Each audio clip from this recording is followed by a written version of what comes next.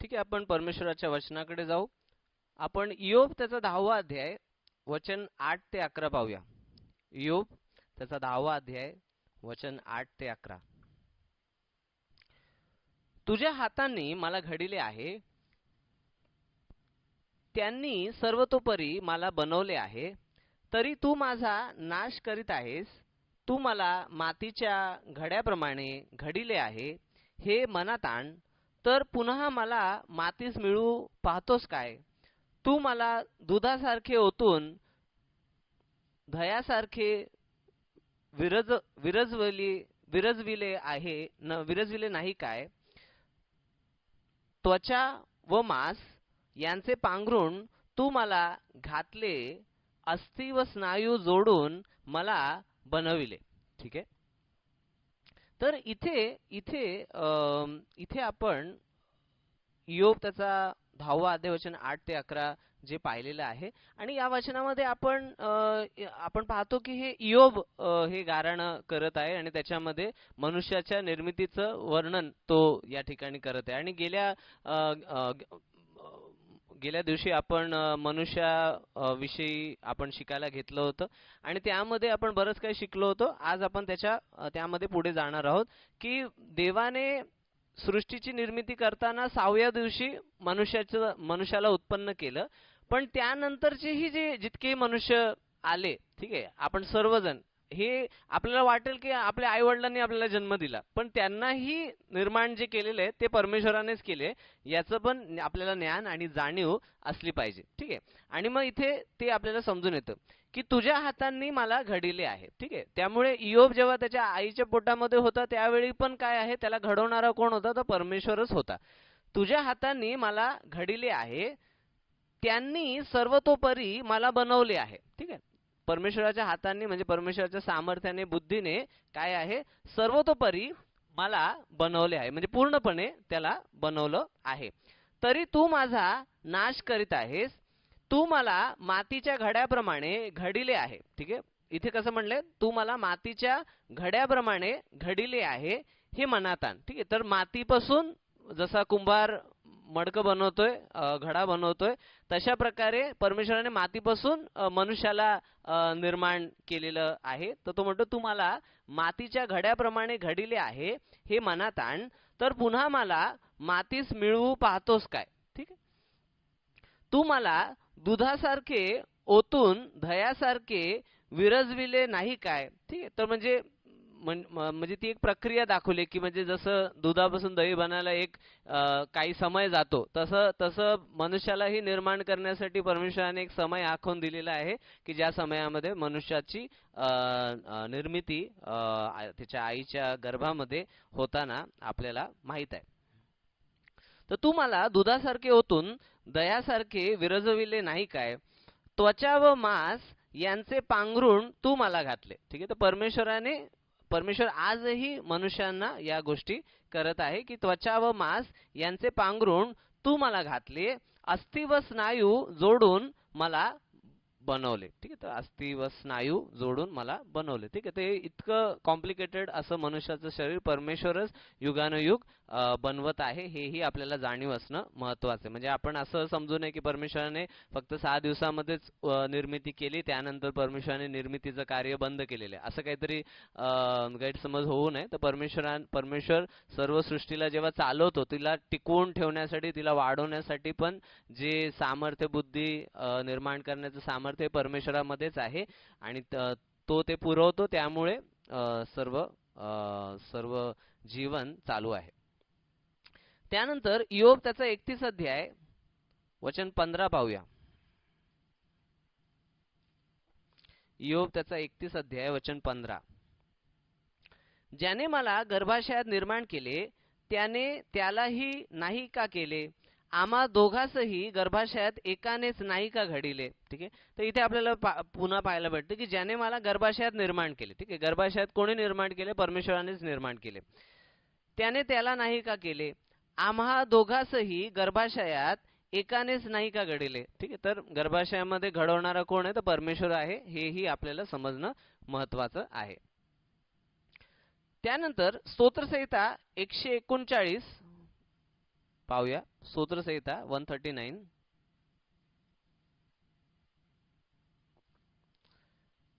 आणि वचन 14. भयप्रद व अद्भुत रीतीने माझी घडण झाली आहे, म्हणून मी तुझे उपकार स्मरण करतो. तुझी कृत्ये अद्भुत आहेत, हे माझा जीव पूर्णपणे जाणून आहे. ठीक आहे.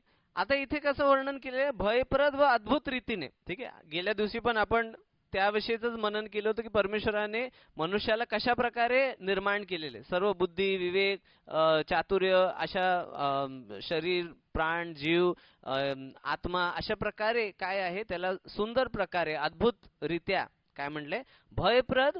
ठीक आहे. आणि अद्भुत रीत्या. ठीक आहे. की म्हणजे हे भयप्रद म्हणजे काय की म्हणजे मनुष्याला ज्या प्रकारे निर्माण केले ते पाहिल्यावरती लोकांना अधिक परमेश्वराचं भय झालं पाहिजे की परमेश्वर किती सामर्थ्यशाली आहे, किती बुद्धिमान आहे, किती त्याच्यामध्ये काय आहे चांगुलपणा आहे. त्यामुळे परमेश्वराचं भय धरण्यासारखं काय आहे त्याची ही घडण आहे, त्याची ही निर्मिती आहे. आणि त्यामुळे आपण काय आहे परमेश्वराला धन्यवाद दिला पाहिजे की परमेश्वराने मनुष्याला अशा प्रकारे निर्माण केलं आहे की ज्याद्वारे आपण परमेश्वराचं भय धरावं. भयप्रद व अद्भुत रीतीने माझी घडण झाली आहे, म्हणून मी तुझे उपकार स्मरण करतो. आणि तो काय आहे की त्याला जसं घडवलंय त्यावर मनन करून तो काय करत आहे, तो परमेश्वराला उपकार स्मरण करतोय. आणि त्यामुळे आपल्यालाही ते करायचंय. ठीक आहे. की आपल्याला नेहमी काय आहे परमेश्वराचे उपकार स्मरण करण्यासाठी हे एक कारण आहे की परमेश्वराने आम्हाला कसं बनवलेलं, आपल्याला तर बनवलेलं, त्याचबरोबर सृष्टीमध्ये इतरही ज्या गोष्टी आहेत त्या परमेश्वराने कशा बनवल्यात हे पाहिल्यावरती तुम्हाला देवाला उपकार स्मरण करण्याची मनातून, अंतःकरणातून इच्छा ही झाली पाहिजे. म्हणून मी तुझे उपकार स्मरण करतो. तुझे कृत्य अद्भुत आहेत, हे माझा जीव पूर्णपणे जाणून आहे. ठीक आहे. आणि तुम्हाला मी प्रेरणा करतो की तुम्ही असं काय म्हणतात ना, मनुष्य शरीर आणि त्याच्याविषयीचं काय म्हणतात ना विज्ञान वगैरे हे त्याच्यामध्ये पण कधी कधी तुम्ही लक्ष द्या की परमेश्वराने कसं मनुष्याचे एक एक अवयव बनवलेले आहेत, कसं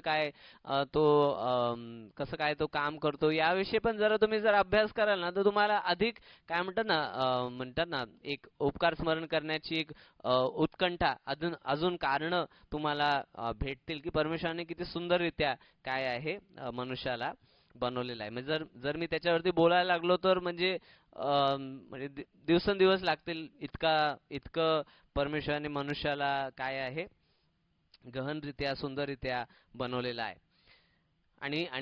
आणि जसं शास्त्रज्ञ अजूनपर्यंत बनवू शकलेले नाहीयेत. ठीक आहे. त्यामुळे परमेश्वराने मनुष्याला खूप चमत्कारिकरित्या बनवलेला आहे आणि त्यासाठी आपण त्याला उपकार स्मरण करणं आवश्यक आहे.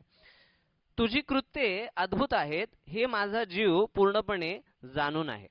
ठीक आहे. काय म्हणले, तुझी कृत्ये अद्भुत आहेत, हे माझा जीव पूर्णपणे जाणून आहे. ठीक आहे. तर आपण परमेश्वराच्या सर्व जे कृत्य आहे, त्याचे सर्व कार्य जे आहे ते अद्भुत आहे, ते महान आहे. ठीक आहे. हे माझा जीव पूर्णपणे जाणून आहे. ठीक आहे. तर आपल्याही जीवाला हे पूर्णपणे जाणीव असली पाहिजे की म्हणजे काही पण आपण सहज घेऊन चालणार नाही. आपण प्रत्येक गोष्टीची जाणीव आपल्या ठाई असली पाहिजे, पूर्ण जाणीव असली पाहिजे की परमेश्वराचे सर्व कृत्य, सर्व कार्य हे अद्भुत आहेत, महान आहेत, चमत्कारिक आहेत, भयाच्या योग्य आहे. त्यानंतर प्रेषितांची कृत्ये त्याचा 17 अध्याय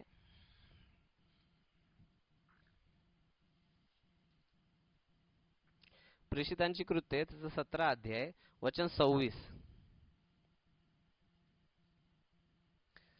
आणि त्याने एकापासून माणसांची सर्व राष्ट्रे निर्माण करून त्यांनी पृथ्वीच्या सबंध पाठीवर राहावे असे केले आहे.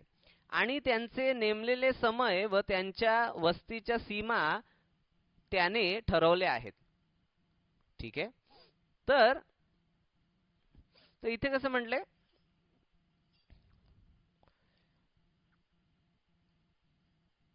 प्रेषितांची कृत्ये 17 अध्याय वचन 26. आणि त्याने म्हणजे परमेश्वराने एकापासून माणसांची सर्व राष्ट्रे निर्माण करून, आता एकापासून म्हणजे कोणापासून, आदमापासून त्याने एकापासून माणसांची सर्व राष्ट्रे निर्माण करून, म्हणजे आदमापासूनच सर्व राष्ट्रे निर्माण झालेले. खूप सारे आदम नव्हते, एकच आदम होता आणि त्या एकाच माणसापासून सर्व राष्ट्रे निर्माण केलेली आहे. त्यामुळे ही सर्व मानव जे आहेत हे आदम वंशच आहेत. ठीक आहे, हे काही म्हणजे असं नाही की काळे लोक वेगळे आहेत, गोरे लोक वेगळे आहेत आणि भारतीय लोक काहीतरी वेगळे आहेत किंवा चायनीज लोक काहीतरी वेगळे आहेत, तसं नाहीये. ही सर्व मानवजाती आहे ती एकाच माणसापासून, आदमापासून परमेश्वराने निर्माण केलेली आहे आणि ते एका रक्ताचे आहेत हे समजणं महत्त्वाचं आहे. निर्माण करून त्यांनी पृथ्वीच्या सबंध पाठीवर राहावे असे केले आहे. ठीक आहे, तर परमेश्वरानेच पृथ्वीच्या सर्व पाठीवर म्हणजे सर्व भूमीवर काय आहे त्यांनी राहावं असे केले आहे आणि त्यांचे नेमलेले समय व त्यांच्या वस्तीच्या सीमा त्याने ठरवल्या आहेत. ठीक आहे, आणि त्यांचे नेमलेले समय, ठीक आहे, म्हणजे त्यांचे पृथ्वीवरचे समय आणि त्यांचा काळ आणि त्यांच्या देशाच्या सीमा या सर्व परमेश्वराने ठरवलेल्या आहेत. त्यानंतर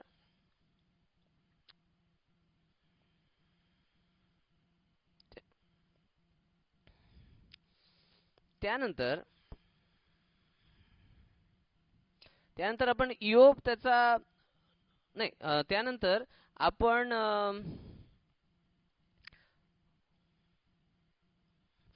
आपण इयोब त्याचा 32 अध्याय वचन 8 पाहूया.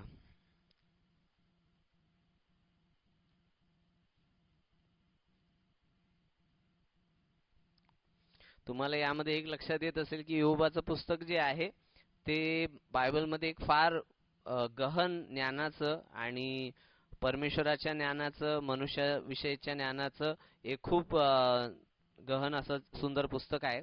त्यामुळे त्याचं वाचन आपण प्रत्येकाने करणं आवश्यक आहे. एक थिओलॉजिकल पुस्तकासारखं आहे. बरेच लोक इयोबाकडे जेव्हा पाहतात तर इयोबाचे फक्त काय म्हणतात ना त्याच्या जीवनात काय वाईट झालं आणि नंतर काय चांगलं झालं तेवढ्यावरतीच केंद्रित करतात. पण हा मधला भाग जो आहे ते पूर्णपणे काय आहे त्यांना त्याचा विसर पडल्यासारखं होतो. परंतु तो आपण विसरायचा नाही. त्यामध्ये परमेश्वराविषयी आणि मनुष्याविषयी बरंच काही शिकण्यासारखं आहे. तर इयोब त्याचा 32 अध्याय वचन 8 आणि 9 पाहूया. पण मानवाच्या ठाई आत्मा बसतो, सर्व समर्थाचा श्वास त्यास बुद्धी देतो. ठीक आहे, इथे आपण काय पाहतो की सर्व समर्थाचा श्वास त्यास बुद्धी देतो. म्हणजे मनुष्याला बुद्धी जी आहे ती परमेश्वरापासून प्राप्त होते. मानवाच्या ठाई आत्मा असतो, सर्व समर्थाचा श्वास त्यास बुद्धी देतो. म्हणजे सर्व समर्थ म्हणजे परमेश्वराचा श्वास, परमेश्वराचा जीव जो आहे तो त्यांना बुद्धी देत आहे, ज्ञान देत आहे. ठीक आहे, मनुष्य वयाने मोठे असले तरच ते ज्ञानी असतात, वयोवृद्ध असले तरच त्यास खरे खोटे समजते असे नाही. ठीक आहे, तर इथे हा एलिहू नावाचा हा तरुण व्यक्ती आहे आणि तो वर्णन करत असताना म्हणजे त्याला असं म्हणायचं की फक्त वयोवृद्ध आणि वयाने जे मोठे असतात त्यांनाच ज्ञान असतं असं नाहीये, परंतु ज्याच्या ठाई परमेश्वराचा आत्मा आहे, ठीक आहे, परमेश्वर त्याला बुद्धी पुरवतो, त्याला ज्ञान पुरवतो आणि म्हणून तो म्हणतो की मनुष्य वयाने मोठे असले तरच ते ज्ञानी असतात असे नाही, वयोवृद्ध असले तरच त्यास खरे खोटे समजते असे नाही. ठीक आहे, तर हे आपण पाहतो की परमेश्वराचा आत्मा जो आहे, परमेश्वराचा जीव जो आहे तो मनुष्याला श्वास जो आहे तो मनुष्याला ज्ञानी करतो. त्यानंतर स्तोत्रसंहिता 8 वचन 5 पाहूया.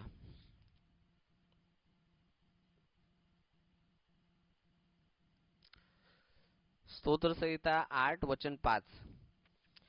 तू त्याला देवापेक्षा किंचित कमी असे केले आहे, त्याला गौरव व थोरवी यांनी मुकुटमंडित केले आहे. ठीक आहे, आता इथे ह्यांनी काय आहे, ह्यांनी इथे देवापेक्षा म्हटलेले आहे पण ऍक्च्युली ते आहे स्वर्गदूत. ठीक आहे, कारण बायबलमध्ये जेव्हा पण एलोहिम शब्द वापरला जातो तो प्रामुख्याने परमेश्वराविषयी वापरला जातो आणि आणि इतर वेळी ते शास्ते आणि स्वर्गदूत आणि अशा प्रकारे त्यांच्यासाठी पण ते वापरण्यात आलेला आहे एलोहिम शब्द.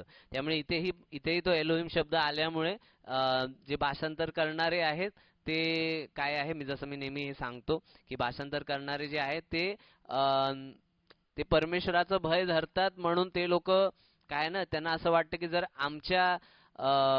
आमच्या इंटरप्रिटेशन मध्ये किंवा आमच्या त्याचा अर्थ लावण्यामध्ये जर काही चूक झाली आणि आम्ही देवाच्या ठिकाणी कोणा अन्य काय म्हणतात ना, अन्य व्यक्तीचं नाव जर टाकलं तर आम्हाला काय म्हणतात ना, आम्हाला परमेश्वराचा दंड होईल, अशा भयाने, म्हणजे एक अशा पवित्र भयाने ते लोक जिथे पण एलोहिम दिसतं तिथे ते काय आहे, परमेश्वराचं नावच परमेश्वर असंच किंवा देव असंच टाकतात.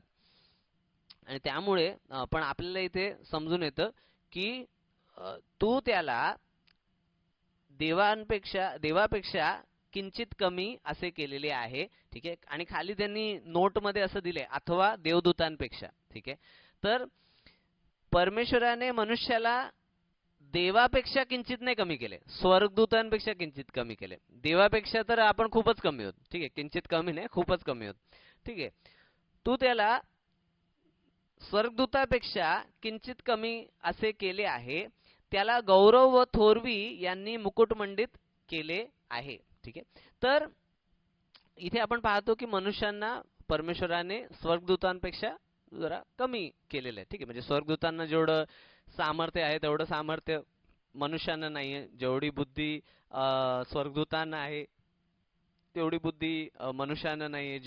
जितके सुंदर स्वर्गदूत आहेत तितके मनुष्य सुंदर नाहीयेत. जितके स्वर्गदूत कार्य करण्यामध्ये तत्पर आहेत आणि काय म्हणतात ना, आणि बोलण्यामध्ये ज्ञानी आहेत, तितके मनुष्य नाहीयेत. आणि त्यामुळे परमेश्वराने मनुष्यांना स्वर्गदूतांपेक्षा किंचित कमी असं केलेलं आहे. त्यानंतर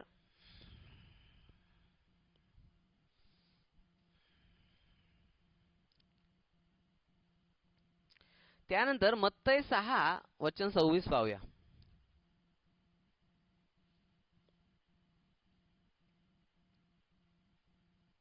मत्तई 6:26. आकाशातील पाखरांकडे निरखून पहा, ती पेरणी करीत नाही, कापणी करीत नाही, की कोठारात साठवत नाही, तरी तुमचा स्वर्गीय पिता त्यांना खावयास देतो. तुम्ही त्यापेक्षा श्रेष्ठ आहात की नाही. आता इथे काय म्हणले, आकाशातील पाखरांकडे निरखून पहा. ठीक आहे. आता या वचनातून आपण काय शिकणार आहोत की इतर जे निर्मिती आहे, इतर जे प्राणी आणि पक्षी आणि किडे जे काही आहे, त्या सर्वांपेक्षा मौल्यवान मनुष्य आहे. ठीक आहे. परमेश्वराच्या दृष्टीमध्ये. तर मत्तई 6:26. आकाशातील पाखरांकडे निरखून पहा, ती पेरणी करीत नाही, कापणी करत नाही, की कोठारात साठवीत नाही, तरी तुमचा स्वर्गीय पिता त्यांना खावयास देतो. तुम्ही त्यांपेक्षा श्रेष्ठ आहात की नाही. ठीक आहे. तर परमेश्वराने इथे स्पष्ट म्हणले की मनुष्य जो आहे तो इतर प्राण्यांपेक्षा, इतर जनावरांपेक्षा तो श्रेष्ठ आहे.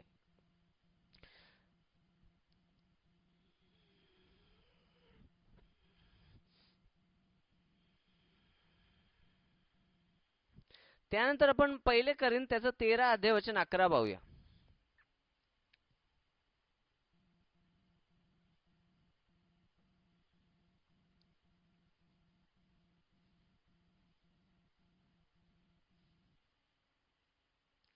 पहिले करीन त्याचा 13 अध्याय वचन 11.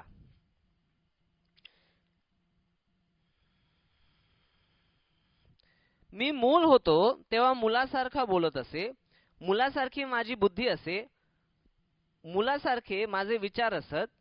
आता प्रौढ झाल्यावर मी पोरपणाच्या गोष्टी सोडून दिल्या आहेत. ठीक आहे. तर इथे आपण काय पाहतो की मनुष्याचं जे ज्ञान आहे, ठीक आहे, मनुष्याची वागणूक जी आहे ती वयानुसार काय आहे, ती बदलत जाते. ठीक आहे. जसं त्याचं वय वाढत जातं तसं त्याचं ज्ञान आणि बुद्धी काय आहे ती वाढत जाते. अशा प्रकारे परमेश्वराने मनुष्याला निर्माण केलेलं आहे. की मी मूल होतो तेव्हा मुलासारखा बोलत असे. मी मूल होतो तेव्हा मुलासारखा बोलत असे, म्हणजे काही पण मनात येईल, काही पण, म्हणजे काय ना, त्याला ज्याला काही तथ्य नाही, त्याला काही म्हणतात ना लॉजिक नाही, अशा प्रकारे काय लहान मुलासारखं बोलत असे. मुलासारखी माझी बुद्धी असे. ठीक आहे. लहान मुलासारखी माझी बुद्धी असे, मुलासारखे माझे विचार असत. है ना, मुलासारखे माझे विचार असत. ठीक आहे. आता प्रौढ झाल्यावर मी पोरपणाच्या गोष्टी सोडून दिल्या आहेत. ठीक आहे. आता प्रौढ झाल्यावर म्हणजे मोठा झालोय, मॅच्युअर झालोय, तर प्रौढ झाल्यावर मी पोरपणाच्या गोष्टी सोडून दिल्या आहेत. ठीक आहे. तर हे अशा प्रकारे परमेश्वराने मनुष्याला निर्माण केलेले की जसं त्याचं वय वाढत जातं तशी त्याला बुद्धी येते. ठीक आहे. आणि हेही परमेश्वराचं एक चमत्कार आहे. ठीक आहे, की ज्याला आपण म्हणतात ना असं ग्रँटेड नाही घेतलं पाहिजे. की विचार करा, कितीतरी असे लोक आहेत की ज्यांना हा आशीर्वाद नाही भेटला, की जे शरीराने तर वाढले पण त्यांची बुद्धी नाही वाढली, बुद्धी तशीच खुंटीत राहिलेली आहे. आणि त्यामुळे आपण या गोष्टींना असं सहज घेऊन नाही चालणार की परमेश्वराला आशीर्वाद आहे की तुम्ही तसं वाढता तशी तुमची बुद्धी पण वाढते. ठीक आहे. हा स्वतःमध्ये एक चमत्कार आहे. त्यानंतर त्यानंतर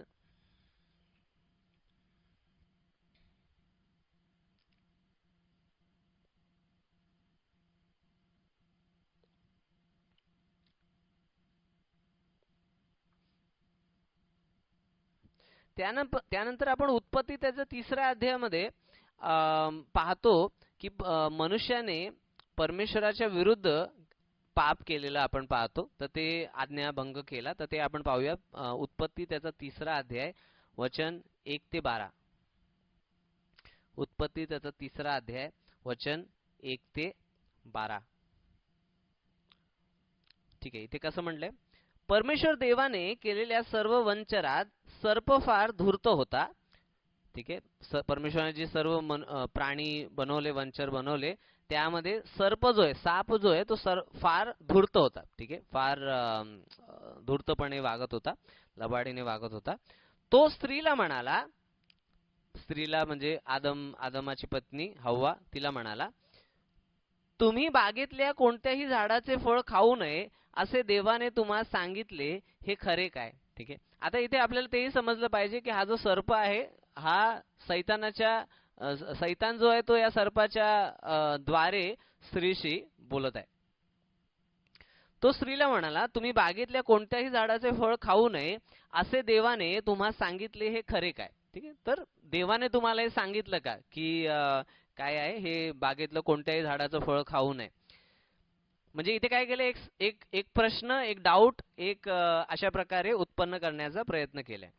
स्त्रीने सर्पास म्हटले, बागेतल्या झाडांची फळे खाण्याची आम्हाला मोकळीक आहे, पण बागेच्या मध्यभागी असलेल्या झाडाच्या फळाविषयी देवाने सांगितले आहे की ते खाऊ नका, त्याला स्पर्शही करू नका, कराल तर मराल. ठीक आहे. आता इथे काय झालं की इथे स्त्रीने त्याला उत्तर दिलं. ठीक आहे. त्या उत्तरामध्ये एक गोष्ट चुकीची सांगितली की त्याला स्पर्शही करू नका, कराल तर मराल. ठीक आहे. परमेश्वराने फक्त एवढं सांगितलं होतं की त्याला ते फळ तुम्ही खायचं नाही. ठीक आहे. स्पर्शाविषयी काही म्हटलेलं नाहीये. तर स्पर्श करू नका म्हटलंय, म्हणजे स्त्री म्हणते की स्पर्श करू नका, कराल तर मराल, असं आम्हाला परमेश्वराने सांगितलं. म्हणजे इथे परमेश्वराचं वचन जे आहे ते इथे म्हणतात ना ट्विस्ट केलं गेलेलं आहे, त्याला तोडमरोड केलेलं आपण इथे पाहतोय. त्यानंतर सर्प स्त्रीला म्हणाला, तुम्ही खरोखर मरणार नाही. ठीक आहे. आणि इथे मग काय झालं, सर्प जो आहे, सैतान जो आहे, त्यांनी तिला खोटं म्हटलं आणि काय म्हणले, तुम्ही खरोखर मरणार नाही. ठीक आहे. आणि आता याने हे जे खोटं म्हटलं, यावरून हवेला पवित्र क्रोध होणं आवश्यक होतं. ठीक आहे. की तिला सर्पाचा काय क्रोध झाला पाहिजे होतं की नाही, तुम्ही परमेश्वराच्या वचनाला खोटं कसं ठरवता, तुम्ही परमेश्वराच्या विरुद्ध कसं बोलता, हे काय म्हणतात ना, हे पवित्र भय, तिला पवित्र भय आणि पवित्र जो पवित्र क्रोध जो आहे तो होणं गरजेचं होतं. परंतु पुढे काय झाले, सर्प काय म्हणतो स्त्रीला, सर्प स्त्रीला म्हणाला, तुम्ही खरोखर मरणार नाही, कारण देवाला हे ठाऊक आहे की तुम्ही त्याचे फळ खाल त्याच दिवशी तुमचे डोळे उघडतील आणि तुम्ही देवासारखे बरे वाईट जाणणारे व्हाल. ठीक आहे. तर इथे त्याने काय आहे की एक खोटी आशा तिच्या मनामध्ये घातली की की देवाला ठाऊक आहे की तुम्ही त्याचे फळ खाल त्याच दिवशी तुमचे डोळे उघडतील आणि तुम्ही देवासारखे बरे वाईट जाणणारे व्हाल. ठीक आहे. तर म्हणजे त्यांना वाटलं की तुम्ही देवासारखे होऊ शकताय. ठीक आहे. म्हणजे एक खोटी आशा घातली. ठीक आहे. आणि देवासारखे बरे वाईट जाणणारे व्हाल. ठीक आहे. असं आमिष काय आहे स्त्रीला दिलं आणि तुम्ही मरणार नाही असं सांगितलं.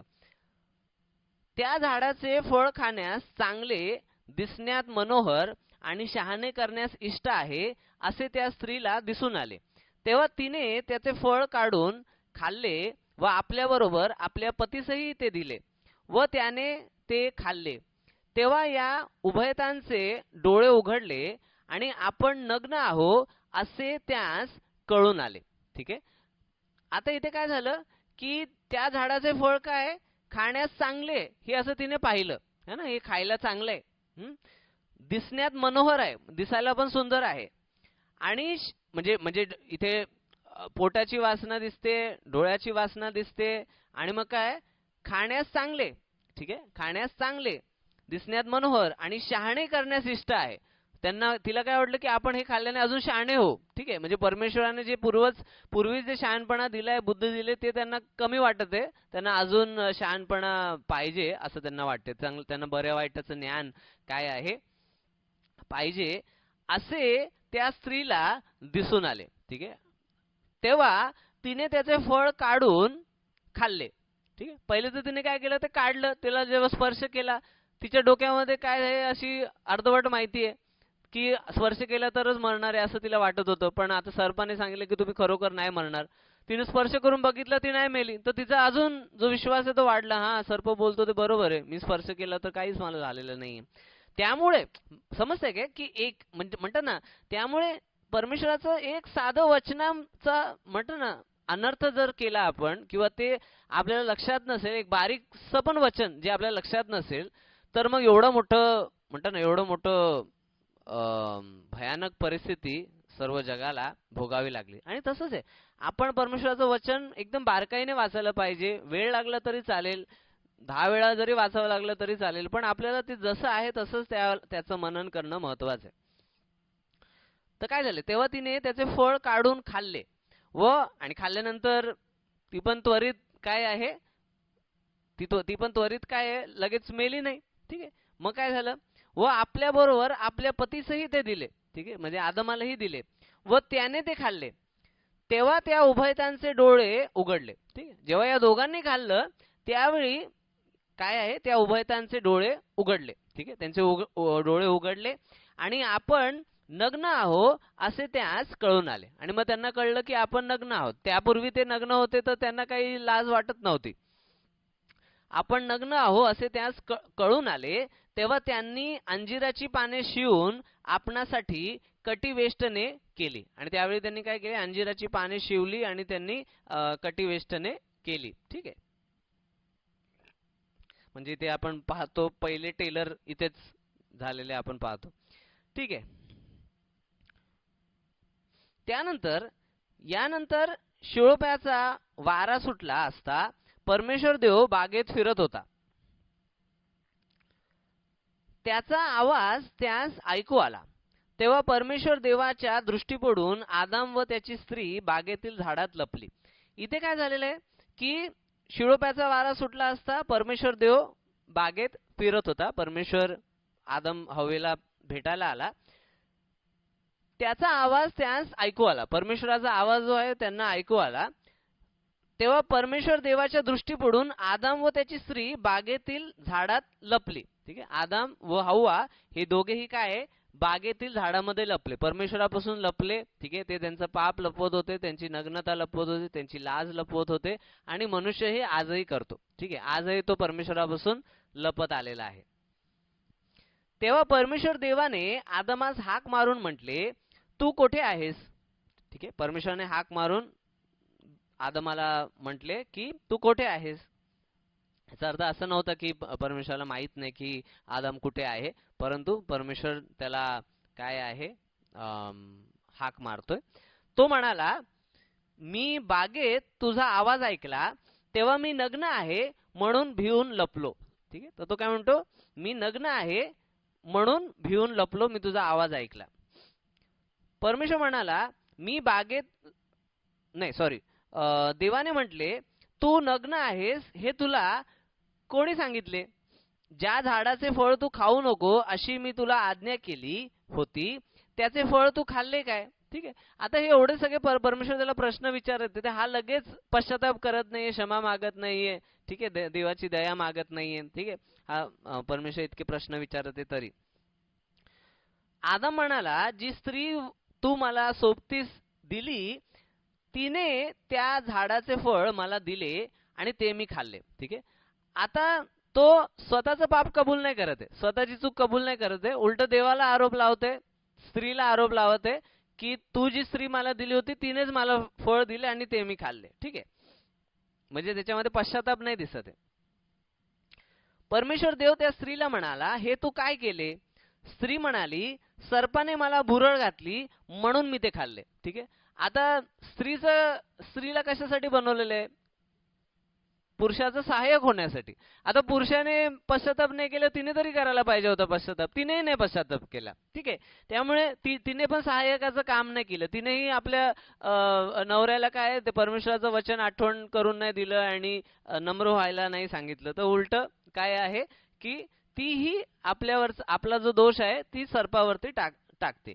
स्त्री म्हणाली, सर्पाने मला भुरळ घातली म्हणून मी ते खाल्ले. ठीक आहे. आणि इथे काय म्हणले, स्त्री काय म्हणते, सर्पाने मला भुरळ घातली, आणि आजपर्यंत स्त्रिया तेच बोलतात. ठीक आहे. ह्याने मला भुरळ घातली, त्याने मला भुरळ घातली, ते स्वतःची चूक नाही मान्य करत. ठीक आहे. दुसऱ्यांवरती दोष टाकत राहतात.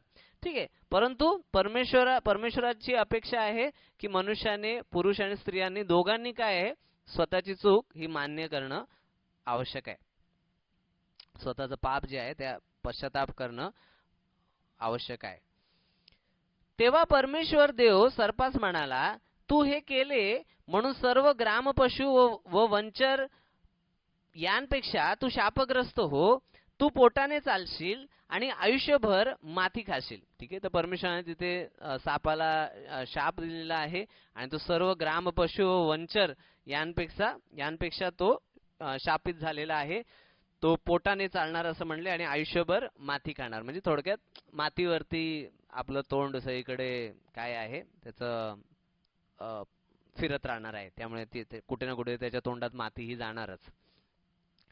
त्यानंतर, आणि तू व स्त्री, तुझी संतती व तिची संतती यामध्ये मी परस्पर वैर स्थापिन. ठीक आहे. तर परमेश्वराने सापाची संतती किंवा सैतानाची संतती आणि स्त्रीची संतती, म्हणजे यामध्ये काय आहे, म्हणजे स्त्रीची संतती म्हणजे मुळामध्ये प्रभू येशू ख्रिस्त, यांमध्ये काय आहे, एक परस्पर वैर स्थापन परमेश्वराने केलं. ती तुझे डोके फोडील, म्हणजे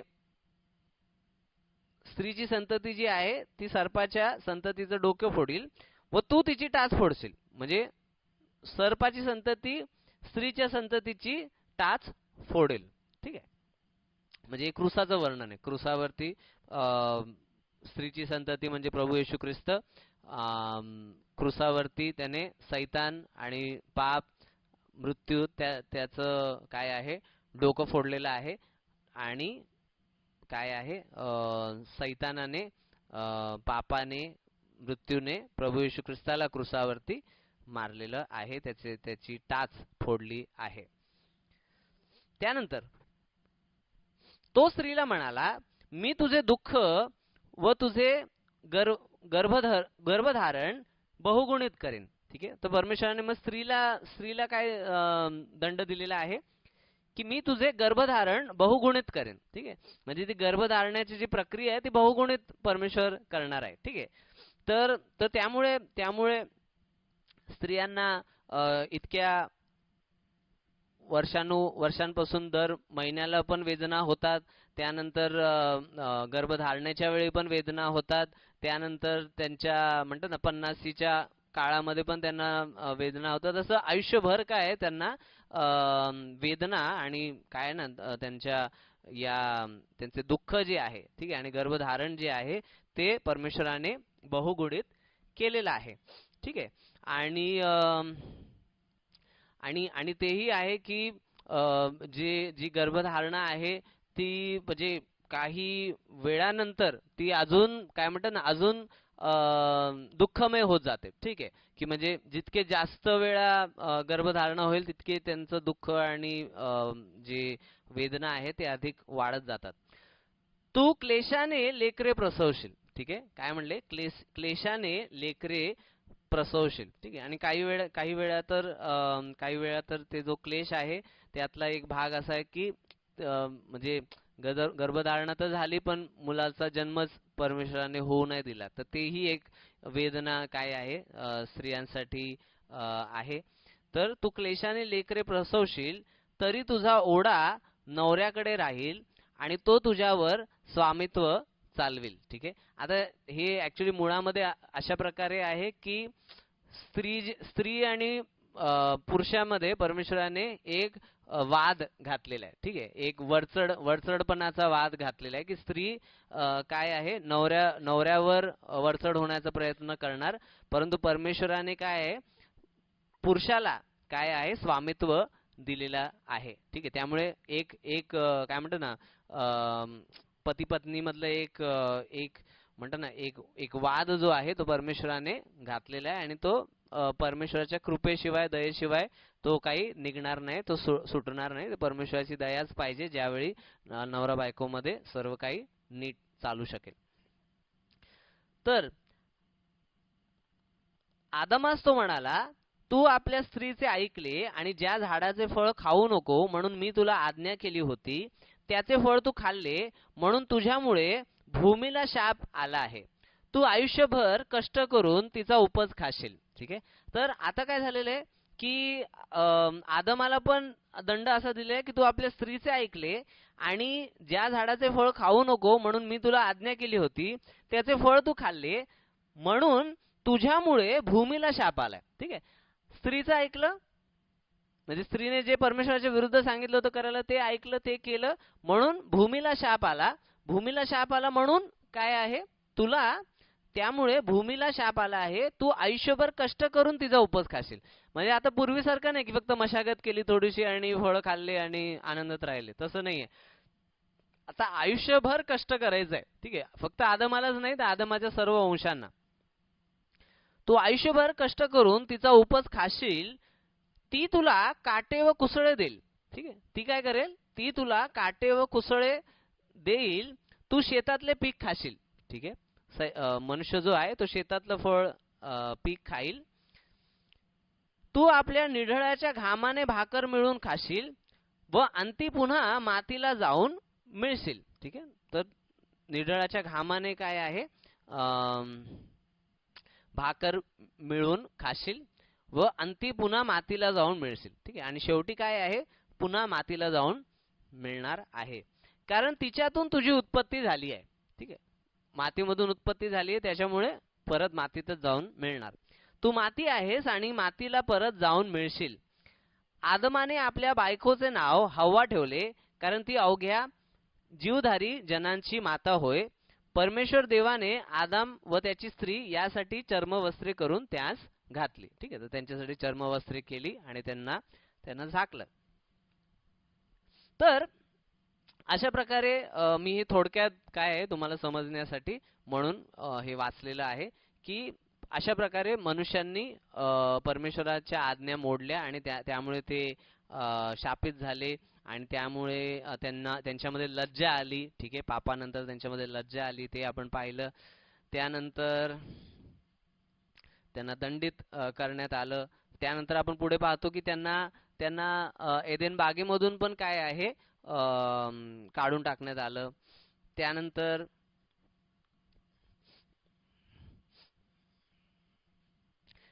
आपण रोमकराचं पत्र त्याचा 5वा अध्याय पाहूया.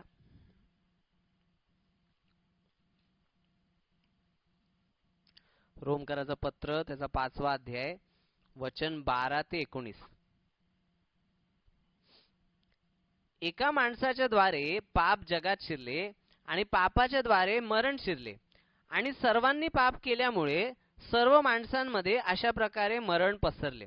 आता आदमाच्या पापामुळे काय झालेलं आहे की त्याची जितकीही पिढी आहे त्या सर्व पिढीचा काय आहे त्यामुळे नाश होत आहे. की काय म्हणले, एका माणसाच्या द्वारे पाप जगात शिरले, की आदमाने जे पाप केलं त्याच्या त्याच्या बीजाद्वारे त्याची संतती जी आहे तीही पापामध्ये जन्माला आली. ठीक आहे, एका माणसाच्या द्वारे पाप जगात शिरले आणि पापाच्या द्वारे मरण शिरले. म्हणजे जे मरण आदमाला देवाने सांगितलं होतं ते मरण आता आदमाच्या प्रत्येक वंशाला काय आहे, भेटणार आहे. आणि सर्वांनी पाप केल्यामुळे सर्व माणसांमध्ये अशा प्रकारे मरण पसरले. आणि मग काय झाले, सर्वांनी पाप केल्यामुळे, सर्व मनुष्यांनी पाप केल्यामुळे सर्व माणसांमध्ये अशा प्रकारे मरण पसरले, की शारीरिक मरण, आत्मिक मरण काय आहे लोकांमध्ये पसरलं. पण ती वेगळी गोष्ट आहे की जे देवाचे निवडलेले आहेत, देव त्यांचा नवा जन्म करून काय आहे, आत्मिक नवा जन्म करून त्यांना सार्वकालिक जीवनामध्ये नेतो आणि मग त्यांना गौरवी शरीर देतो. परंतु जे प्रामुख्याने जे आदम वंश जे आहेत ते पापामध्ये आणि मरणामध्ये शिरलेले आहेत. कारण नियमशास्त्रापूर्वी पाप जगात होतेच, म्हणजे नियमशास्त्र येण्याच्या अगोदरच काय आहे, पाप जगामध्ये होतेच. पण नियमशास्त्र नसले म्हणजे पाप गणण्यात येत नाही. ठीक आहे, काय म्हणले, पण नियमशास्त्र नसले म्हणजे पाप गणण्यात येत नाही. तथापि आदमापासून मोशेपर्यंत मरणाने राज्य केले. त्यांनी आदमाच्या उल्लंघनाच्या प्रकाराप्रमाणे पाप केले नाही, त्यांच्यावरही त्याने राज्य केले. आदाम तर जो येणार होता त्याचे प्रतिरूप आहे. परंतु जशी अपराधाची तशी कृपादानाची गोष्ट नाही.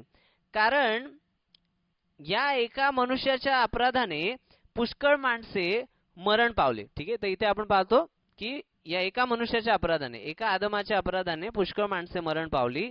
तर देवाची कृपा आणि एक मानव येशू ख्रिस्त याच्या कृपेचे दान ही पुष्कळ जणांकरिता विशेष करून विपुल झाली. ठीक आहे, तर काय म्हणले, आणि एक मानव येशू ख्रिस्त याच्या कृपेचे दान. ठीक आहे, प्रभू येशू ख्रिस्त हा जो दुसरा मानव आहे त्याच्या कृपेचे दान काय, की ही पुष्कळ जणांकरता विशेष करून विपुल झाली. ठीक आहे, त्याचं कृपेचं दान काय, की प्रभू येशू ख्रिस्ताच्या मरणाच्या आणि पुनरुत्थानाच्या द्वारे आपल्याला पाप नाही तर नीतिमत्व भेटतं, आपल्याला मरण नाही तर सार्वकालिक जीवन भेटतं. आणि पाप केलेल्या एकाच मनुष्याच्या द्वारे जसा परिणाम झाला तसा कृपादानाचा होत नाही. कारण ज्याचा परिणाम दंडाज्ञा तो न्याय एकाच मनुष्यापासून झाला, पण ज्याचा परिणाम नीतिमान ठरणे ते कृपादान पुष्कळ अपराधांपासून झाले. कारण जर त्या एकाच इसमाच्या द्वारे त्या एकाच इसमाच्या अपराधाने मरणाचे राज्य चालू झाले, तर जे कृपेचे व नीतिमत्वाचे दान याची विपुलता स्वीकारतात ते विशेष करून त्या एकाच येशू ख्रिस्ताच्या द्वारे जीवनात राज्य करतील. ठीक आहे, त्यानंतर तर मग जसे एकाच अपराधामुळे सर्व माणसांना दंडाज्ञा होते, तसे नीतिमत्वाच्या एकाच निर्णयाने सर्व माणसांना जीवनदायी नीतिमत्व प्राप्त होते. कारण जसे त्या एकाच मनुष्याच्या आज्ञाभंगाने पुष्कळ जण पापी ठरले होते, तसे या एकाच मनुष्याच्या आज्ञा पालनाने पुष्कळ जण नीतिमान ठरतील. ठीक आहे, तर इथे आपण पाहतो की आदमाच्या पापामुळे पुष्कळ माणसे पापी ठरली, मरणात शिरले. ठीक आहे, त्यांच्यावरती दंडाज्ञा आली. परंतु प्रभू येशू ख्रिस्त हा जो दुसरा मनुष्य आहे, ठीक आहे, जो आत्म्याच्या सामर्थ्याने ज्याची गर्भधारणा झालेली आहे, तो प्रभू येशू ख्रिस्त जो आहे तो पवित्र आहे, तो नीतिमान आहे. आणि त्याच्यामुळे काय आहे, त्याच्यावर विश्वास ठेवणारे जे आहेत त्यांना जीवन आणि नीतिमत्व आणि आशीर्वाद हे सगळे प्राप्त होतात.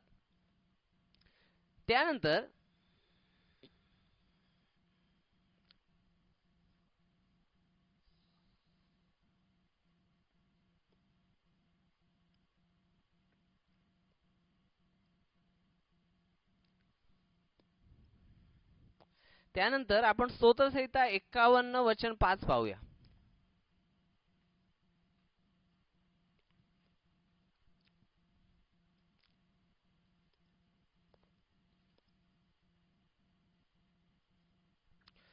स्तोत्रसंहिता 51 वचन 5. पहा, मी जन्माचाच पापी आहे, माझ्या आईने गर्भधारण केले तेव्हाचाच मी पातकी आहे. ठीक आहे, एकदम स्पष्ट आहे की प्रत्येक माणूस जो आहे त्याची गर्भधारणा झाली. ठीक आहे, म्हणजे अजून जन्म पण नाही झालाय, गर्भधारणा झाली त्यावेळेच काय आहे, मी पातकी आहे. पहा, मी जन्माचाच पापी आहे, म्हणजे जेव्हा आईच्या पोटामध्ये काय आहे, गर्भधारणा झाली आहे त्यावेळेच पापी आहे. माझ्या आईने गर्भधारण केले तेव्हाच मी पातकी आहे. ठीक आहे, त्यामुळे प्रत्येक प्रत्येक व्यक्ती ठीक आहे जन्माचाच पापी आहे. ठीक आहे, असं नाही समजायचं की लहान मुलगा आहे तर तो काहीतरी गुणी आहे आणि खूपच काय म्हणतो ना त्याच्यात काही पापच नाही आणि निष्कलंक आहे, असं काही समजायचं नाही. देवाचं वचन एकदम स्पष्ट सांगतं की प्रत्येक मनुष्य जन्माचाच पातकी पापी आहे. त्यानंतर इयोब त्याचा 5 अध्याय वचन 7.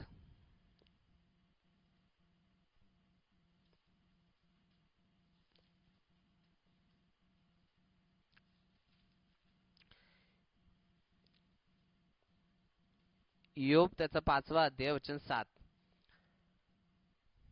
ठिणग्या वर उडतात तसा मानव कष्ट भोगण्यासाठी जन्मास येतो.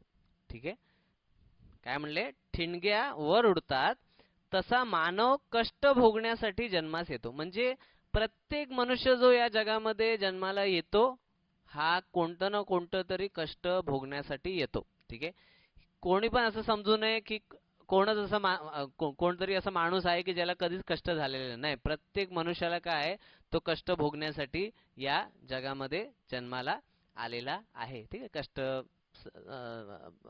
आणि परेशानी हे सगळं भोगण्यासाठी मनुष्य पृथ्वीवर आलेला आहे. म्हणजे कोणी असं समजू नये की सगळे कष्ट मलाच होत आहेत, की सगळं वाईटपणा मलाच येत आहे, असं नाहीये.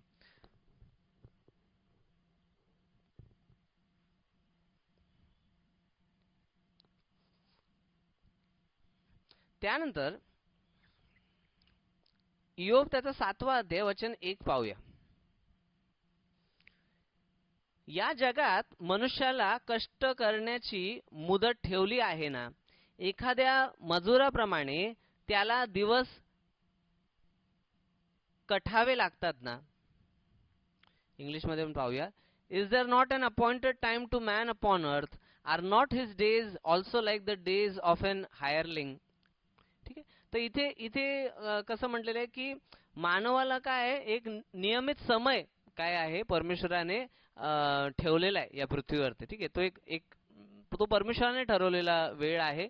तो आपल्याला कोणाला माहिती नाही की कोणाला किती समय दिलेला आहे, कोणाला 30 वर्ष दिले, कोणाला 10 वर्ष दिले, 20 वर्ष दिले, कोणाला 50 दिले, 60 दिले, 80 100 जे दिले, कोणाला ज्याला जे पण दिलेलं आहे. ठीक आहे, ते परमेश्वराने दिले. काय म्हणले, या जगात मनुष्याला कष्ट करण्याची मुदत ठेवली आहे ना, म्हणजे त्याच्या कष्टाला आणि त्याच्या संकटाला काय आहे की एक समय परमेश्वराने ठेवलेला आहे. एखाद्या मजुराप्रमाणे त्याला दिवस कठावे लागतात ना. ठीक आहे, तर एक मजुराला जसं सतत काम करावं लागतं तसं मनुष्याला पण काय सतत कष्ट आहेत, त्याला सतत काम करावं लागतं. असं बसल्या बसल्या त्याला काही भेटत नसते.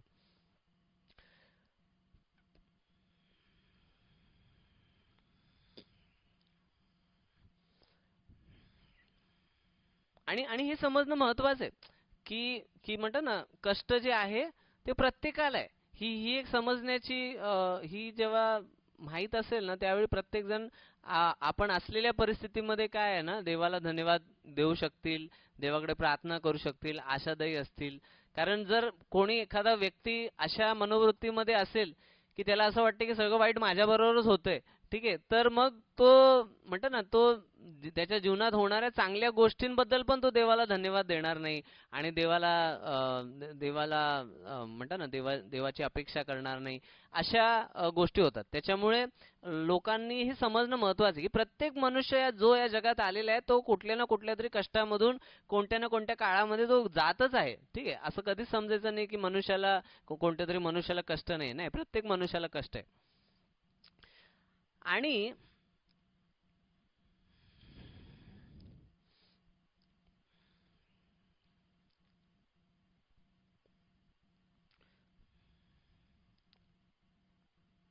इयोब 14:1 पण पाहूया. स्त्रीपासून जन्मलेला मानव प्राणी अल्पायू व क्लेश भरीत असतो. ठीक आहे. तर स्त्रीपासून जन्मलेला मानव प्राणी अल्पायू व क्लेश भरीत असतो. ठीक आहे. तर जो मानव प्राणी आहे तो काय आहे, त्याचं वय जे आहे ते कमी आहे, अल्पायू आहे व क्लेश भरीत आहे. म्हणजे ते अल्प वय पण आहे आणि त्यामध्ये ते अजून क्लेशांनी भरलेले. ठीक आहे. तर याची ही समज आपल्याला असणं महत्वाचं आहे.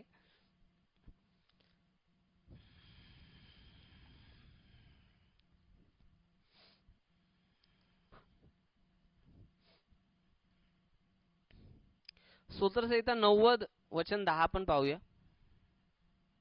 आणि हे सगळा कशाचा परिणाम आहे, तर पापाचा परिणाम आहे. स्तोत्रसंहिता 90:10 आमचे आयुष्य 70 वर्षे आणि शक्ती असल्यास फार तर 80 वर्षे असले तरी त्याचा डामडौल केवळ कष्टमय व दुःखमय आहे, कारण ते लवकर सरते आणि आम्ही निघून जातो. ठीक आहे. तर इथे आपण काय पाहतो की स्तोत्रकर्त्याने स्पष्ट केलेले की आमचे आयुष्य 70 वर्षे, म्हणजे एक ॲव्हरेज त्यांनी काय सांगितले की 70 वर्षे आमचं आयुष्य आहे. आणि शक्ती असल्यास, आता ही शक्ती पण कोणाकडून आहे, परमेश्वराकडून आहे. ही शक्ती असल्यास फार तर 80 वर्षे. ठीक आहे. तरी त्याचा डामडोल, याचा अर्थ असं नाही की 80 वर्षाच्या वरती लोक राहत नाही, देव त्यांना अधिक शक्ती पुरवतो. तर शक्ती असल्यास फार तर 80 वर्षे असले तरी त्याचा डामडौल केवळ कष्टमय व दुःखमय आहे. तरी त्याचा डामडौल काय आहे, कष्टमय आहे, दुःखमय आहे, कारण ते लवकर सरते आणि आम्ही निघून जातो. ठीक आहे. लवकर सरते आणि आम्ही निघून जातो. आणि म्हणून आपण बऱ्याचदा असं पाहू शकतो की ज्या व्यक्तीच्या जीवनामध्ये काय आहे ना, खूप कष्ट आहे, खूप संकट आहे, ते लोक म्हणजे त्यांचं आयुष्य पण तितकं कमी असते, कारण ते सतत कष्टात आणि दुःखांमध्ये राहिलेले असतात. तर तेही एक विचार करण्यासारखी गोष्ट आहे.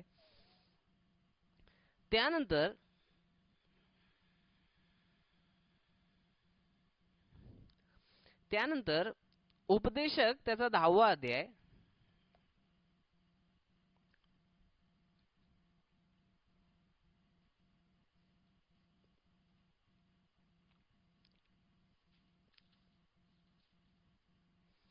उपदेशक त्याचा 10वा अध्याय वचन 2 पाहूया. शहाण्याचे मन उजवीकडे पण मूर्खाचे मन डावीकडे असते. ठीक आहे. आता ह्याच्यामध्ये आपल्याला काय समजते की जो पापी मनुष्य आहे, की ज्याला परमेश्वराचं ज्ञान नाहीये, ठीक आहे, जो मूर्खतेमध्ये चाललेला आहे, त्याचं काय आहे की शहाण्याचे मन उजवीकडे पण मूर्खाचे मन डावीकडे असते. म्हणजे मूर्खाला समजत नाही. ठीक आहे. आता मूर्खपणाची सुरुवात कुठं नाही, परमेश्वराचं भय नसणं हे मूर्खपणाची सुरुवात आहे. आणि त्यामुळे त्यामुळे त्यामुळे म्हणजे त्यामुळे मनुष्याला काय आहे ना, त्याच्यासाठी काय चांगलं आहे है ना, काय चांगलं आहे हे त्याला समजत नाही. ठीक आहे. आणि तो म्हणतात ना, तो म्हणजे त्याला बऱ्या आणि वाईटातलं पण फरक त्याला करता येत नाही, की माझ्या जीवनासाठी काय चांगलं आहे हे याची निवड त्याला करता येत नाही, जर परमेश्वराने त्याला काय आहे ज्ञान पुरवलं नसेल तर. ठीक आहे. आणि कितीतरी म्हणजे आणि हे जे मूर्ख आहेत की ते डावीकडे जात आहेत. ठीक आहे. ते डावी बाजू निवडतायत. हे जे मूर्ख आहेत ते स्वतःला शहाणे समजत असतात. ठीक आहे. त्यामुळे आपण पण जर स्वतःला शहाणं समजत असू तर आपण स्वतःला देवाच्या वचनाने तपासायला पाहिजे. ठीक आहे. आपण आपलं शहाणपण स्वतःच्याच मनाने आपण ठरवायचं नाहीये. आपण देवाच्या वचनाकडे पाहायचे. देवाचं वचन आपल्याला काय सांगते, देवाचं वचन आपल्याला शहाणं म्हणते का मूर्ख म्हणते. जर देवाचं वचन आपल्याला मूर्ख म्हणते तर तुम्ही शहाणे नाही आहेत. ठीक आहे. आपल्याला पश्चाताप करण्याची गरज आहे, देवाच्या ज्ञानाची गरज आहे.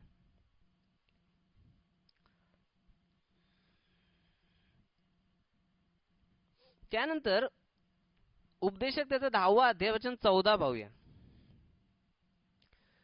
मूर्ख फार वाचाळपणा करतो, परंतु पुढे काय होणार हे मनुष्याला ठाऊक नसते. त्याच्या मागे काय होणार हे त्याला कोणाच्याने सांगवेल. ठीक आहे. आता काय म्हणले, मूर्ख फार वाचाळपणा करतो. मूर्ख काय आहे, बऱ्याच गोष्टी बोलतो ज्याच्याविषयी त्याला माहिती सुद्धा नाही, अंदाज सुद्धा नाही की पुढे काय होणार आहे. परंतु पुढे काय होणार हे मनुष्याला ठाऊक नसते. पुढे काय होणार हे मनुष्याला ठाऊक नसते. काय होणार पुढे सांगता येत नाही. त्याच्या मागे काय होणार हे त्याला कोणाच्याने सांगवेल. ठीक आहे. तर मनुष्याचा हा एक गुण आहे की मनुष्याला भविष्यात काय होणार आहे हे त्याला माहित नसतं. हे फक्त परमेश्वराला माहिती आहे. ठीक आहे. परंतु मूर्ख काय आहे, भविष्यात काय होणार आहे, काय वाईट होणार आहे, काय चांगलं होणार आहे, काही माहित नसताना जे मनात येईल ते बोलतो, आत्मविश्वासाने बोलतो, परंतु घमंडीत बोलतो, गर्वाने बोलतो. परंतु मनुष्याला ही जाणीव नेहमी असली पाहिजे की तुमचा प्राण आजही घेतला जाईल, तुम्हाला कळणार नाही. ठीक आहे. तर तुम्ही उद्या काय होईल त्याच्याविषयी, तुम्ही काय उद्या आम्ही काय करणार, उद्या काय होईल याविषयी कशाला हुशारकी मारता. ठीक आहे. तर ते समजणं महत्वाचं की मनुष्याला माहित नाहीये की भविष्यात काय होणार आहे.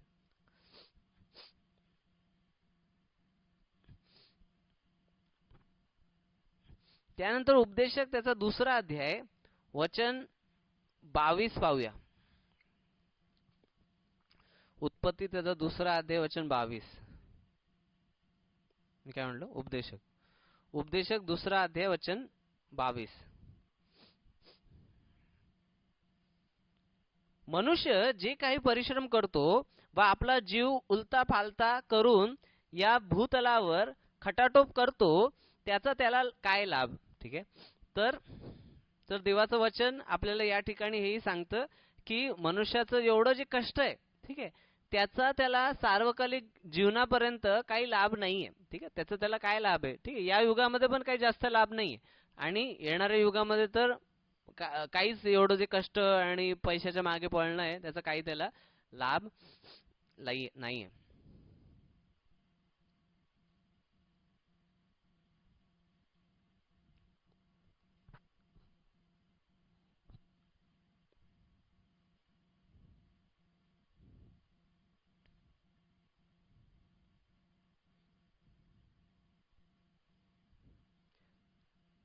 त्यानंतर एक मिनिट.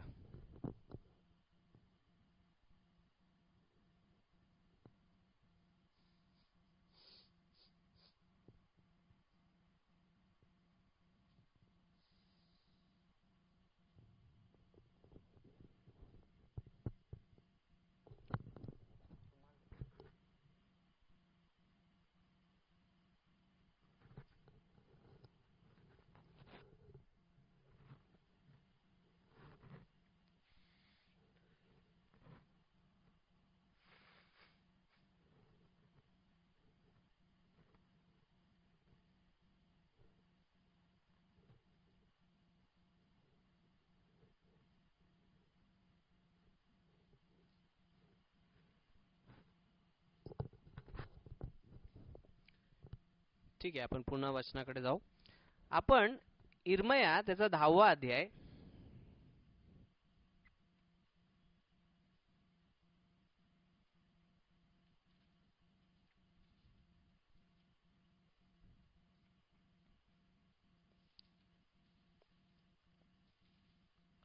इर्मया त्याचा 10वा अध्याय वचन 23 पाहूया. हे परमेश्वरा, मला ठाऊक आहे की मनुष्याचा मार्ग त्याच्या हाती नाही, पावले नीट टाकणे हे चालणाऱ्या मनुष्याच्या हाती नाही. ठीक आहे.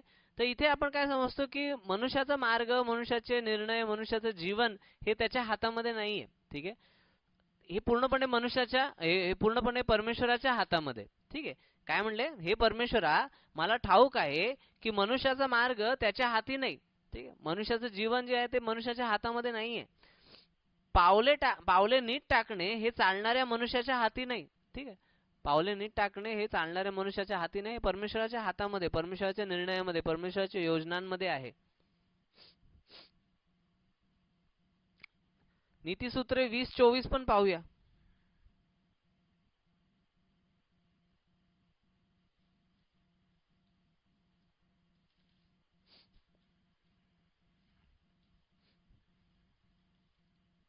नीतिसूत्रे 20:24.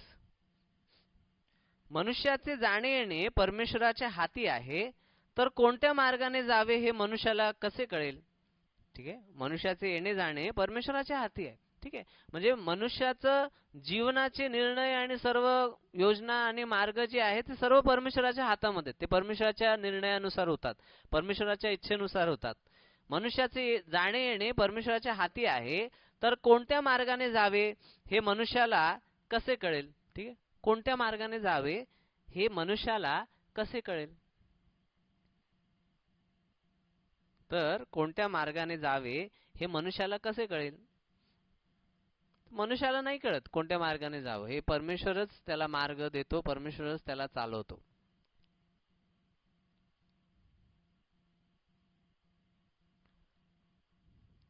त्यानंतर स्तोत्रसंहिता 39:6 पाहूया.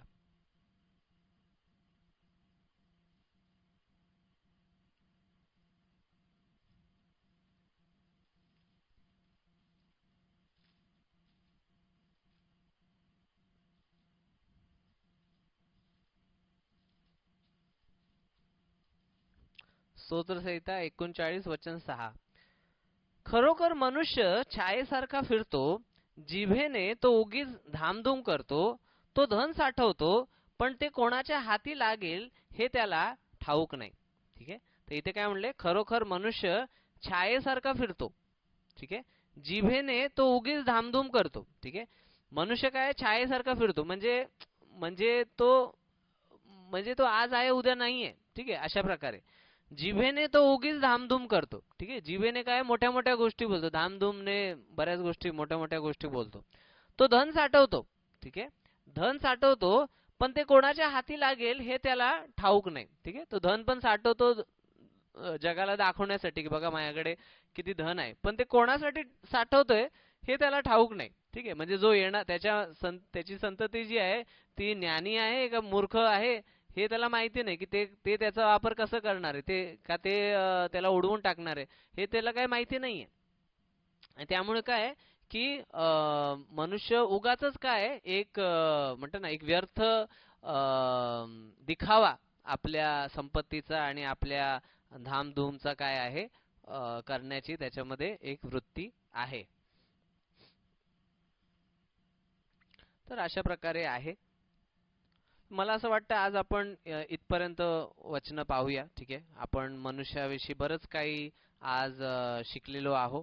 मनुष्याच्या स्वभावाविषयी आपण प्रथम तर पाहिलं की आदमाने आणि हव्वेने कशा प्रकारे परमेश्वराची आज्ञा मोडली आणि त्यांनी पाप केलं. आपण पाहिलं की ते कसे लज्जित झाले त्यांच्या पापामुळे, आणि ती लज्जा आजही मानवांमध्ये त्यांच्या अंतःकरणामध्ये आहे, म्हणून ते पाप करताना लपून पाप करतात, घाबरून पाप करतात. ते आपल्या आईवडिलांना आणि आपल्या पोलीस आणि जे सरकार आहे त्यापासून लपून करण्याचा प्रयत्न करतात. हे त्यातूनच दाखवतं की त्यांना लाज वाटते, ते उघडपणे ते करण्याची त्यांना लाज वाटते. त्यानंतर त्यानंतर आपण त्यानंतर आपण पाहिलं की त्यांनी अंजिराची कटी वेष्टनी करून त्यांनी स्वतःला झाकलं. ठीक आहे, त्यांनी स्वतःचं पाप लपवण्याचं त्यांनी काम केलं, त्यांची लज्जा लपवण्याचं काम केलं. त्यानंतर त्यांना परमेश्वराने चर्मवस्त्रांनी काय आहे परमेश्वराने त्यांना परिधान केलं चर्मवस्त्रांनी. त्यानंतर त्यानंतर आपण पाहिलं की देवाने त्यांना त्यांच्या आज्ञाभंगासाठी त्यांना दंडही दिला, तेही आपण पाहिलं.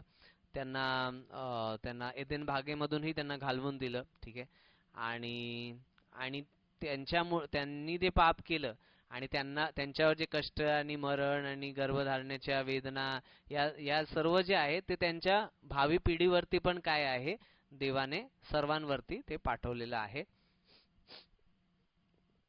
त्यानंतर त्यानंतर आपण पाहिलं की प्रत्येक माणूस जो आहे तो तो जन्माचाच पापी आहे. गर्भधारणा झाली तेव्हाचाच तो पापी आहे, हे आपण पाहिलं. त्यानंतर आपण पाहिलं की मनुष्य हा कष्टामध्ये जन्माला आलेला आहे, तो कष्ट करण्यासाठीच, कष्ट भोगण्यासाठीच तो जन्माला आलेला आहे. तेही पवित्र शास्त्र आपल्याला सांगतं. ठीक आहे, या सगळ्यामधून हे जे पापाचे हे जे सर्व परिणाम आहेत, या परिणामामधून फक्त परमेश्वराची दया जी आहे ती आपल्याला शांती, सुख, आनंद हे देऊ शकते. परमेश्वरची दया जर नाही तर मग अतोनात कष्ट आणि दुःख हे आहेच मनुष्यासाठी. म्हणजे ती त्याची म्हणतात ना, ही त्याची ओरिजिनल जागा आहे. ठीक आहे, ही त्याची ओरिजिनल परिस्थिती आहे. जे जे चांगले दिवस येतात ती देवाची दया आहे. ठीक आहे, आणि त्याप्रमाणे मनुष्याने चालावं. त्यानंतर त्यानंतर त्यानंतर अम, त्यानंतर आपण तेही पाहिलं की मनुष्यासाठी देवाने एक काळ नेमून ठेवलेला आहे. एक समय नेमून ठेवलेला आहे. तो समय झाल्यावरती तो मरणार आहे. ठीक आहे, तेही आपण पाहिलं आणि तोही समय सगळा कष्टाचा समय आहे, ते आपण पाहिलं. त्यानंतर त्यानंतर त्यानंतर आपण त्याचे जीवन जे आहे ते छायेसारखं आहे, तेही आपण पाहिलं. त्यानंतर अ, त्यानंतर आपण तेही पाहिलं की मनुष्याला समजत नाही की त्याच्यासाठी काय चांगलं आहे, काय चांगलं आहे, काय वाईट आहे हे त्याला समजत नाही आणि तो काय आहे मूर्खपणाचे निर्णय घेतो आणि त्याच्याने स्वतःचा नाश करून घेतो, तेही आपण शास्त्रातून पाहिलं. त्यानंतर आपण पाहिलं की मनुष्याच्या भविष्यामध्ये काय होणार आहे हे त्याला माहिती नाहीये, त्याच्याविषयी तो अज्ञानी आहे. ठीक आहे, त्याच्यामुळे पण काय आहे, तो बऱ्याच वेळा नाशामध्ये पडतो कारण त्याला माहित नसते आणि तो स्वतःच्याच विश्वासात, स्वतःच्याच सामर्थ्यात, स्वतःच्याच बुद्धीमध्ये काय पुढे जाण्याचा प्रयत्न करतो फुशारकी मारत. परंतु भविष्य जे आहे ते फक्त परमेश्वरानेच ठरवलेलं, त्यालाच माहिती आहे आणि म्हणून आपण त्याच्याच अधीन असणं महत्त्वाचं आहे. त्यानंतर त्यानंतर जसं आता हे 2020 आहे, हे 2020 कोणालाच माहिती नव्हतं असं काहीतरी कोरोना होणार आहे आणि काय होणार आहे. ठीक आहे, आणि आणि सर्व जे देश आहेत त्यांना असं वाटतं हा आमची भरभराट होणार आहे आणि आम्ही खूप मोठे होणार आहोत, आम्ही $5 ट्रिलियन इकॉनॉमी करणार आहोत आणि सगळं. ठीक आहे, हे एक काय आहे, एक एक एक असे फुशारके आहेत. ठीक आहे, हे एक गर्वाच्या गोष्टी आहेत. ठीक आहे, की आम्ही असं करू, आम्ही असं करू, पण तुम्हाला भविष्य माहिती नाही. ठीक आहे, भविष्य हे फक्त परमेश्वराला माहिती आहे की तो पुढे काय करणार आहे. आणि त्यानंतर यामुळे आपल्याला परमेश्वराच्या दयेची, कृपेची गरज आहे. त्यानंतर आपण तेही पाहिलं की मनुष्याचे जे सर्व कष्ट आहे त्या कष्टापासून त्याला कसलाही लाभ होत नाही. ठीक आहे, त्याला काहीही प्राप्त होत नाही. ते ते सगळं क्षणिक आहे. ठीक आहे, मनुष्याला जे जे मनुष्याला म्हणून जे जगायचं आहे ते परमेश्वराच्या गौरवासाठी जगायचं आहे, परमेश्वराच्या नीतिमत्वामध्ये वाढण्यासाठी जगायचं आहे, स्वर्गाचं राज्य मिळवण्यासाठी झटायचं, हेच आपला उद्देश असून आपण जीवन जगणं आवश्यक आहे. त्यानंतर त्यानंतर अम, त्यानंतर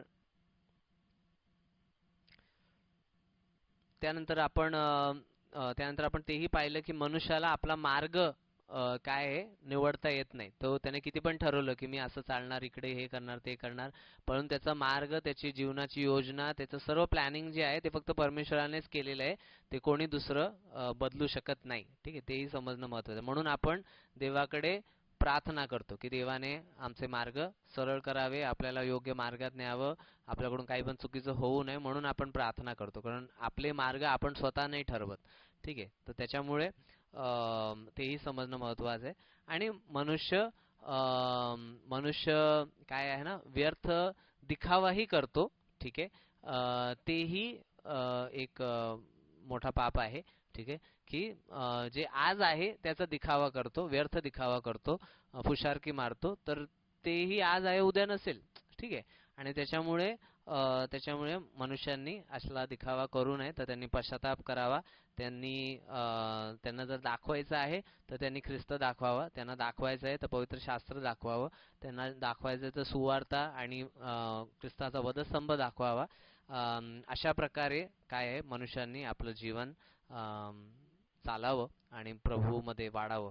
तर मी आशा करतो या सर्व वचनांच्या द्वारे तुम्हाला नक्कीच स्वतःविषयी आणि मनुष्यांविषयी आणि देवाविषयी शिकायला भेटलं असेल अशी मी आशा करतो. आणि देव तुम्हा प्रत्येकाला आशीर्वादित करो आणि तुम्हा सर्वांना हा प्रभुवार जो आहे तो तुम्ही प्रभूच्या सानिध्यात आराधना करण्यामध्ये, वचन वाचण्यामध्ये, प्रार्थना करण्यामध्ये तुम्ही घालवाल अशी माझी आशा आहे. Praise Lord.